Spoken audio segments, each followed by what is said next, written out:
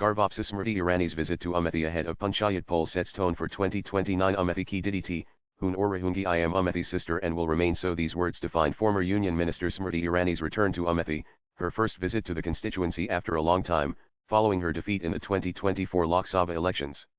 While the occasion coincided with the birth anniversary of Rania Ahilyabai Holkar, the political symbolism of her visit extended far beyond the commemorative event.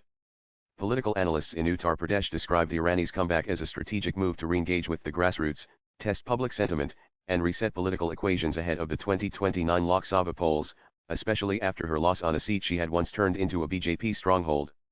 Experts also said that her timely visit served as a morale booster for party workers gearing up for the upcoming Panchayat elections and the crucial 2027 assembly polls. Addressing a gathering at Ranjay Inter College grounds in Gorigunj, Irani struck an emotional and combative note.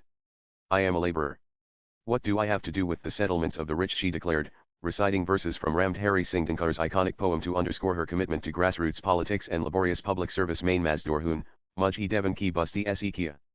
Ganatwar Dhara Par Main Swarg Bane Iranis. Political analyst and veteran commentator Sheetla Prasad Mishra sees Irani's return as more than a mere courtesy call.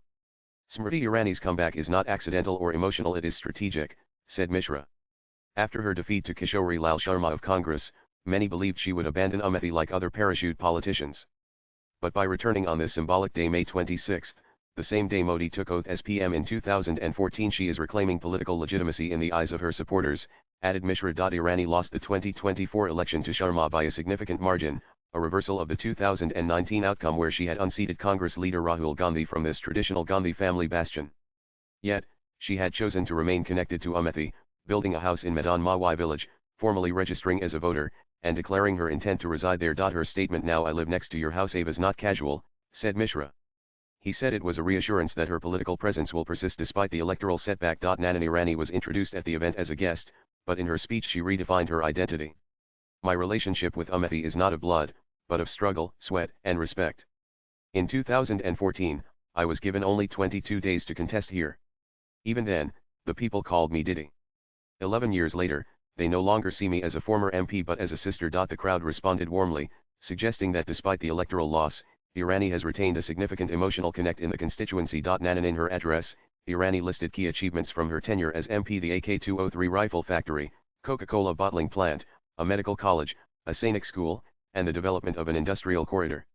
She also mentioned that she has donated her MP pension to the National Defense Fund, a gesture to support the families of martyrs. She painted a picture of a new Amethi transformed from a neglected Congress stronghold into a symbol of development. "Amethi today is a land of industries and opportunities," she said, emphasizing how women-led self-help groups and strengthened Panchayati Raj institutions have brought about grassroots change. Nanan, while her speech was largely conciliatory, she could not hide her disappointment over the election result. Using metaphor, she remarked, "Sisters build homes, brothers protect them," a subtle yet loaded statement implying a lack of protective solidarity from her party workers or perhaps the broader electorate. She also reminded the audience that when she first arrived in 2014, the BJP wasn't in power, yet she continued her work. "We don't calculate gains, we earn virtue," she said, reinforcing her image as a selfless worker. Nanan, the return of Smriti Irani to Amethi might be seen by some as a routine visit, but the layers beneath suggest a deeper political recalibration. According to Sheetla Mishra, this visit could be a litmus test for 2029. If she rebuilds her base and stays in close touch, she might attempt to come back with a stronger narrative. Irani ended her Amethi visit by meeting local BJP workers and reminding them of their foundational values: dedication, discipline, and trust. Her visit also acted as a morale booster for the party cadre, especially ahead of upcoming Panchayati elections and 2027 state assembly polls, added Mishra. Nanan, before addressing the public in Gorigunj, Smriti Irani made an emotional and unscheduled stop at a residence in Jagdishpur, where a family was mourning the tragic drowning of 3 of its members in the Ghar River a day earlier.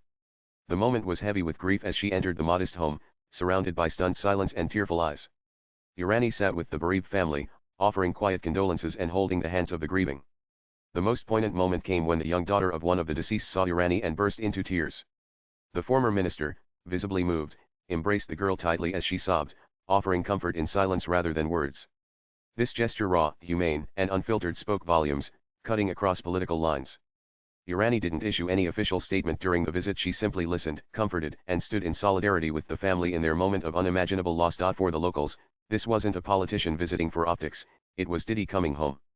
This brief but heartfelt stop illustrated the deeply personal connection Irani still holds with segments of the Amethi electorate, reminding everyone that beyond political equations, Moments of shared humanity often leave the deepest impact. Swipe left for next video. In an age where electoral losses often mean political exits, Smriti Irani's re-entry into Amethi is an exception.